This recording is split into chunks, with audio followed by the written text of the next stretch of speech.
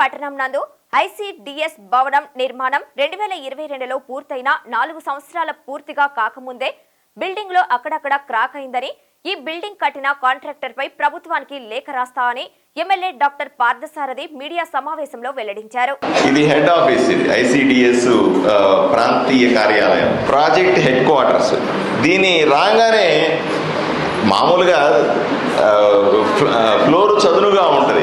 ఈ ఒక్క బిల్డింగ్ లో మాత్రమే గుంటల మిట్టలుగా ఉంది. ఇదేంట్రా చదువునుగా ఉండాలి కదా, గుంటల మిట్టలు ఉంది ఏంటి అని చూస్తే సార్ ఇది అలాగే ఉందని చెప్తాను.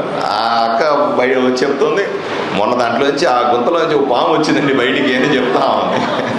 సో అంటే ఇది నేను అడిగాను, ఇది ఎప్పుడు కట్టారు, ఏం కట్టారంటే ఆశ్చర్యం మీకు కనిపిస్తుంది.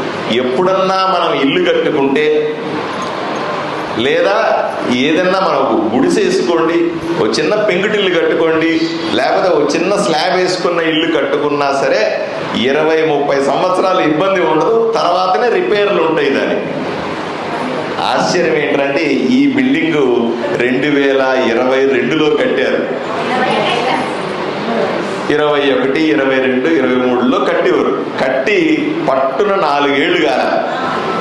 4 ఏళ్లకే ఎక్కడ చూసినా మీరు అక్కడ చూడండి ప్యాచ్లు పెయింటింగ్లు కనబడతా ఉన్నాయి. అక్కడ చూస్తే మీరు అక్కడ చూడండి ఇప్పటికే 4 ఏళ్లలో ఇప్పటి బాగా నెర్రెబట్టి బాగా గోడలు చీలిపోయినాయి. కింద ఫ్లోరింగ్ అంతా కూడా గుంటలో మెట్టలే ఫ్లోరింగ్ లేచిపోతా ఉంది. ఇంకా కిటికీలు పరిస్థితులు ఎంత భయంకరంగా ఉంది. ఈ బిల్డింగ్ ని ఈ వైఎస్ఆర్సిపి ప్రభుత్వంలో ఎవరు కాంట్రాక్టర్ అంటే ఆ వైఎస్ఆర్సిపిలో అప్పటి ఎమ్మెల్యే దగ్గర స్నేహితులు కట్టాడండి ఈ బిల్డింగ్ అని చెప్తా ఉన్నారు. అన్ని దుర్మార్గాలు చేసినటువంటి వైఎస్ఆర్సిపి ప్రభుత్వం పోవడం ఎంత మంచిదయింది. దానివల్ల ఎన్ని నష్టాలు ఉన్నాయి. దీన్ని రిపేర్ చేయాలంటే ఈ బిల్డింగ్ కట్టినంత డబ్బులు మళ్ళీ అవుతాయి.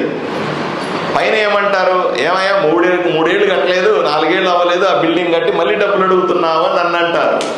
ఇక్కడికి వచ్చి చూస్తే భయానకమైన పరిస్థితులు. తప్పనిసరిగా ఈ బిల్డింగ్ కట్టిన కాంట్రాక్టర్ మీద వెంటనే విచారణ చేయించమని ప్రభుత్వానికి లేఖ రాస్తాను. ఆ కాంట్రాక్టర్ మీద తప్పనిసరిగా చర్యలు తీసుకుంటామని మీ అందరికీ కూడా నేను తెలియజేస్తా ఉన్నానమ్మా.